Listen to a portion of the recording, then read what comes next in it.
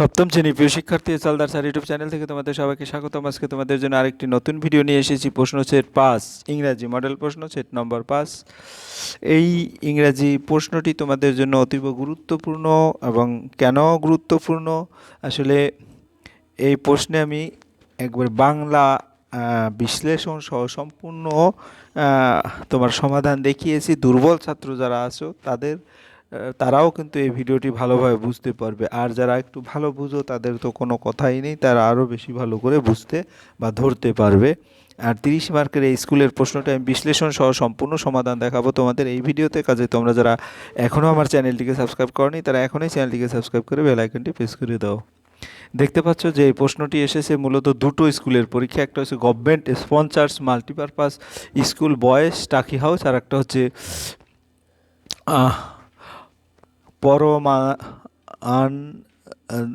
Paramanandapur Jagannath institution, অর্থাৎ এই দুটো স্কুলের প্রশ্ন হিসেবে এই প্রশ্নটি এসেছে। আমরা এই প্রশ্নটি সম্পূর্ণ সমাধান করে দেখাবো, কিন্তু আমি খুব ইংরাজি আসলে কম্প্রিহেনশন বা প্যাসেজ বোঝার জন্য যেটা দরকার সেটা হচ্ছে বাংলা মানে যদি তুমি বুঝতে পারো তাহলে কিন্তু সকল প্রশ্নের উত্তরে ঠিকঠাকভাবে উচ্চার করতে পারবে। তাই আমি লাইন বাই লাইন বাংলা বিশ্লেষণ করতেছি। যেমন প্রথমে বলছে কি, the beast gave her lavish clothing and food and carried on lengthy conversation with her.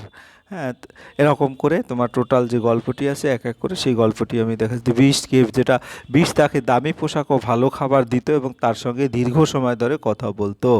Is night the beast asked Belle to marry him only to be refused every time. প্রতি রাতে beast বেলকে বিয়ে করতে বলতো, কিন্তু bell প্রতিবারেই তাকে না করতো। After his refusal, Belle dreamed of a handsome prince who pleaded with her to explain why she kept on refusing the wish. প্রত্যেকবারে না বলার পর বেল এক সুদর্শন রাজপুত্রের স্বপ্ন দেখত যে তাকে জিজ্ঞেস করত কেন সে বারবার বিষকে প্রত্যাখ্যান করেছে। এরপরে যে তারপরে হচ্ছে কি তোমার এখানে she replied each time that she could not marry the beast because she loved him only as a friend. Belle প্রতিবারে উত্তর দিত সে বিস্টকে বিয়ে করতে পারবে না কারণ সে তাকে শুধুই বন্ধু হিসেবে ভালোবাসতো। But Belle could not make the connection between the handsome prince and the beast. কিন্তু বেল সুদর্শন রাজপুত্র এবং বিস্টের মধ্যে কোনো সম্পর্ক খুঁজে পেত না। She was convinced that the beast was holding the prince captive somewhere in the castle. Belle দৃঢ়ভাবে বিশ্বাস করত যে বিস্ট দুর্গের কোথাও রাজপুত্রকে বন্দি করে রেখেছে। She searched for him and discovered many unchanged room, but never the prince of her dream. সে রাজপুত্রকে খুঁজে অনেক জাদুময় ঘর পেল, কিন্তু তার স্বপ্নে রাজপুত্রকে কখনো পেল না। For several months, Belle lived a life of luxury at the beast of palace, being waited on hand and food by invisible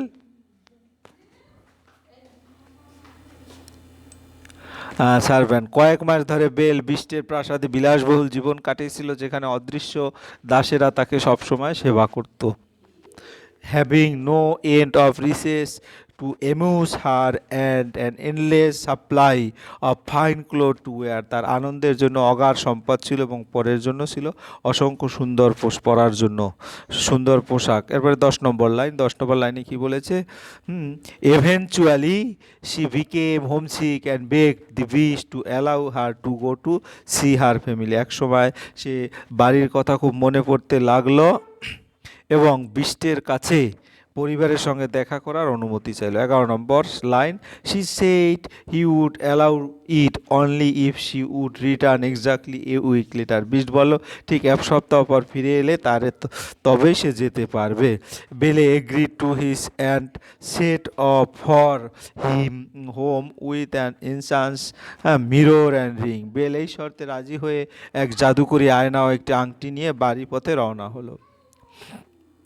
13 নম্বর line, the mirror would allow her to see what was her to see what was going on back at the beast castle. ওই আয়নার মাধ্যমেই সে বিস্টের দুর্গে কী ঘটছে তা দেখতে পারত।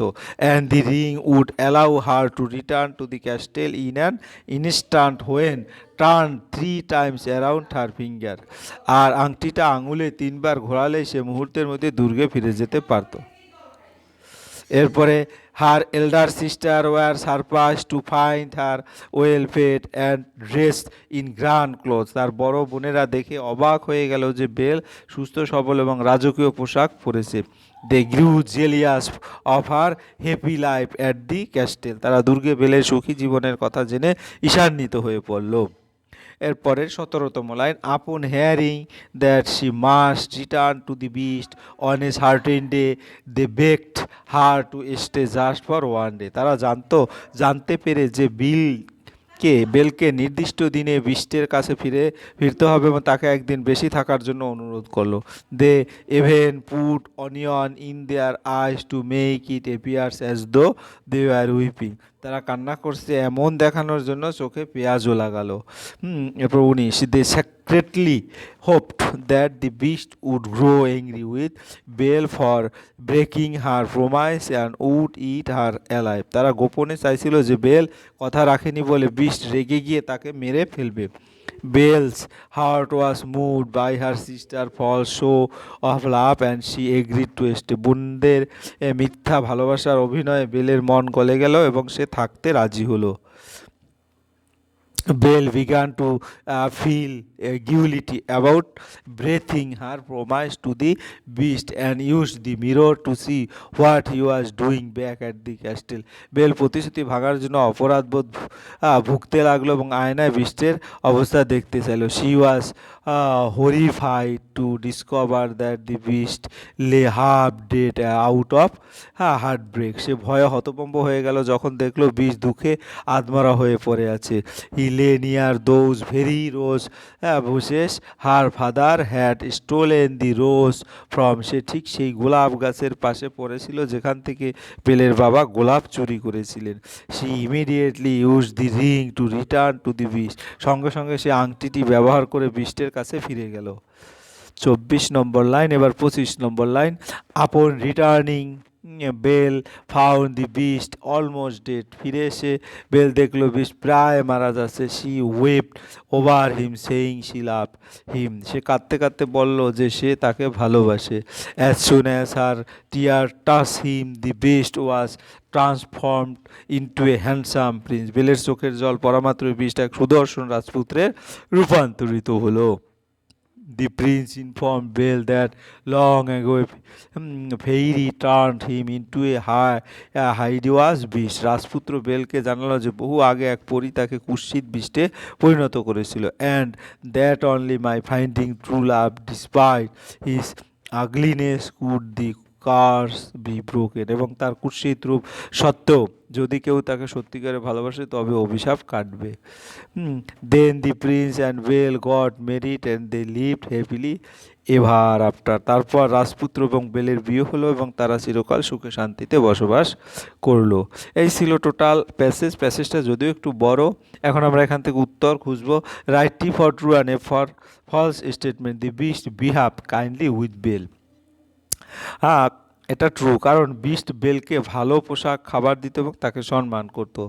Bell did not like to talk to the beast.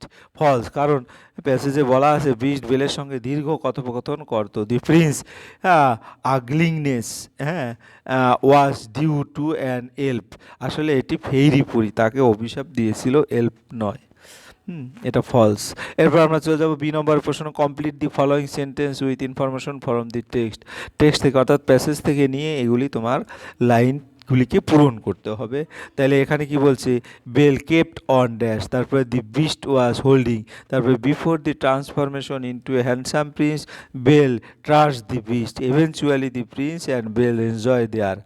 তাহলে এখন একটা একটা করে। Belle kept on refusing the beast on marry her.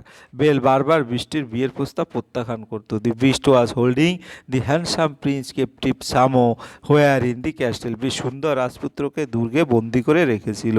Before the transformation into a handsome Prince Bale trust the beast, lying half dead near the rose bushes. রূপান্তরের আগে bell বিস্টকে গোলাপ গাছের কাছে আধমরা অবস্থায় পেয়েছিল।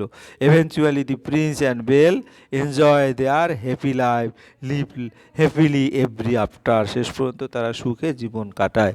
এভাবে তোমার এই 4টে প্রশ্নের উত্তর দিয়ে দেবে। এরপর C number, answer the following question. Why did Belle refuse to marry the beast at first? Belle refuse to marry the beast because she loved him only as a friend, not as a husband.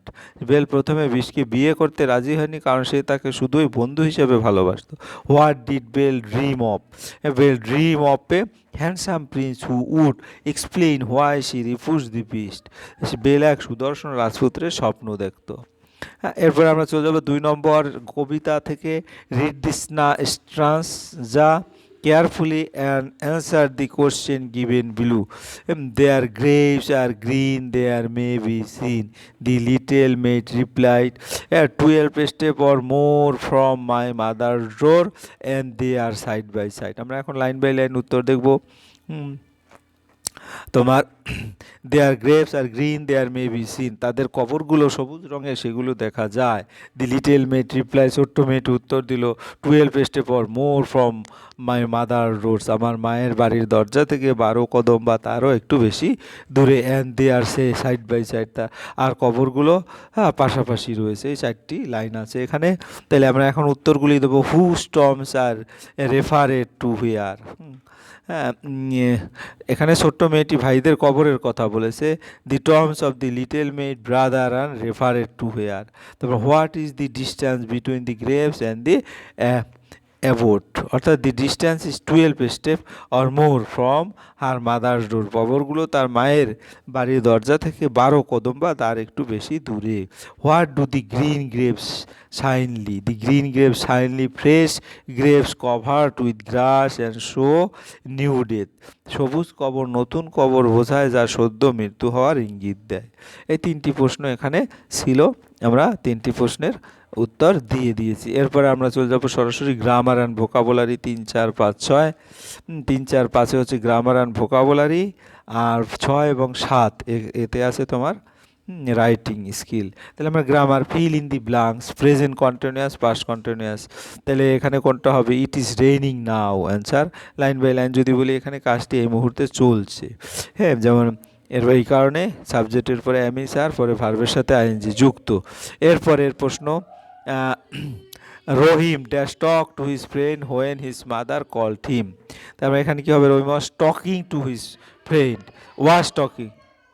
হ্যাঁ, when his mother called him. হ্যাঁ, was talking, এখানে past continuous tense. এরপরে fill in the chart correctly, pronoun, possessive adjective, possessive pronoun. যেমন they আর, এখানে pronoun হবে they, আর theirs possessive pronoun, একটা এস যোগ হবে। দে হচ্ছে তারা, দেয়ার হচ্ছে তাদের, নাউনের আগে বসে দে, দেয়ার বুকস, এবং দেয়ার্স হচ্ছে তাদেরটাই, নাউন ছাড়া ব্যবহৃত, অর্থাৎ এভাবে। এবার ডু অ্যাজ ডিরেক্টেড, এটা 5 নম্বর। We are proud of our PG boys hostel. তাহলে এটাকে কিসে নিতে হবে? রিরাইট দি সেন্টেন্স ইউজিং রো অ্যাপোস্ট্রোফিএস ইন প্রপার প্লেস। হ্যাঁ, তাহলে apostrophe s, we are proud of our PGI boys hostel, rewrite using apostrophe s এখানে। তারপরে অ্যান্সার হবে কি? We are proud of our, এই যে এসটা যোগ দিয়েছে, এটা পিজিআই বয়েজ স্কুল হোস্টেল। তারপরে ব্যাখ্যা কি? বয়েজ ফুলার নাউন না, এই কারণে। এরপরের যেটা হচ্ছে ইমাজিন নাও ফ্যাসকিনেটিং ইট ইস, এটাকে আমাদের কি করতে হবে? Name the underline part of speech. তাহলে ফ্যাসকিনেটেড পার্ট অফ স্পিচ হচ্ছে অ্যাডজেক্টিভ। হ্যাঁ, অ্যাডজেক্টিভ, কারণ শব্দটি ইটের গুণ বোঝাচ্ছে। এরপরের যে প্রশ্নটা, the merchant enter a dazzling place, এখানে find out the participle adjective. হ্যাঁ, তাহলে এখানে ডাজলিং হচ্ছে পার্টিসিপেল অ্যাডজেক্টিভ। তাহলে এখানে ডাজলিং হবে উত্তর, ঠিক আছে। তাই এটি পার্টিসিপেল অ্যাডজেক্টিভ। ডাজলিং এসেছে ভার্ব ডাজেল, ডাজেল থেকে ভার্বের সাথে আইজি যুক্ত হয়ে অ্যাডজেক্টিভ হয়েছে, তাই এটি পার্টিসিপেল অ্যাডজেক্টিভ। এরপরের প্রশ্ন, our earth is million and millions years old, use an appropriate preposition to fill. এখানে প্রিপোজিশন বসাতে হবে, তাহলে এখানে প্রিপোজিশন হবে our earth is million and million of years old. ব্যাখ্যা, পরিমাণ বোঝাতে মিলিয়নস অফ ব্যবহার করা হয়, তাই প্রিপোজিশন অফ ব্যবহার হয়েছে। এরপরে যদি আমরা বলি 6 নম্বর, write a paragraph on early rising using the following points. Early রাইজিংয়ের প্যারাগ্রাফটা এখানে পয়েন্ট যেটা আছে সেটা ব্যবহার করে লিখতে হবে। তো আমরা লাইন বাই লাইন বাংলা মানে সহ বুঝবো। Early rising is a very good habit, ভোরে ওঠা একটি খুব ভালো অভ্যাস। It help us to enjoy the beauty of nature, এটি আমাদের প্রকৃতির সৌন্দর্য উপভোগ করতে সাহায্য করে। In the early morning the air is fresh and pure, ভোরবেলায় বাতাস খুব পরিষ্কার ও সতেজ থাকে। Early rising gives us enough time for work, তাড়াতাড়ি উঠলে কাজ করার জন্য যথেষ্ট সময় পাওয়া যায়। We can do a little exercise in the morning, আমরা সকালে সামান্য ব্যায়াম করতে পারি। It keeps our body fit and healthy, এটি আমাদের শরীরকে সুস্থ ও সবল রাখে। So everyone should make a habit of early rising, তাই সবারই ভোরে ওঠার অভ্যাস করা উচিত। এরপরের প্রশ্ন হচ্ছে 7 নম্বর, write a short story using the following hints. হ্যাঁ, তাহলে ক্রো লুকিং ফর ওয়াটার অর্থাৎ থ্রিস্টি ক্রক, তাহলে আমার দি ক্রো অ্যান্ড দি পিচার। হ্যাঁ, তাহলে one day crow was very thirsty, একদিন এটি কাক খুব তৃষ্ণার্ত ছিল। It flew here and there in search of water, সে জলের খোঁজে এদিক ওদিক ঘুরে বেড়ালো।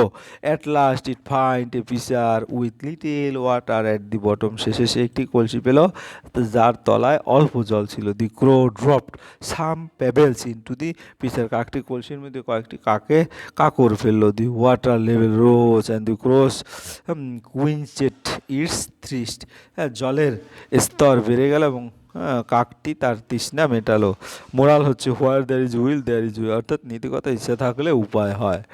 এই ছিল তোমাদের সামগ্রিক প্রশ্ন। যদিও আর একটা প্রশ্ন তোমার এখানে ছিল, write a letter to your friend about 100 hours telling him her about short tour you had recently gone to. একটা শর্ট ট্যুরের বর্ণনা দিয়ে তোমার বন্ধুকে তোমরা সেটা নিজেরা প্র্যাকটিস করবে। যাই হোক, এই ছিল তোমাদের সামগ্রিক প্রশ্ন। আশা করি ভিডিওটি তোমাদের অনেক উপকার হবে। ভিডিওটি দেখার জন্য অসংখ্য ধন্যবাদ। ভিডিওটি ভালো লাগলে লাইক কমেন্ট শেয়ার করতে ভুলবে না। আজ এই পর্যন্তই, ধন্যবাদ সবাইকে।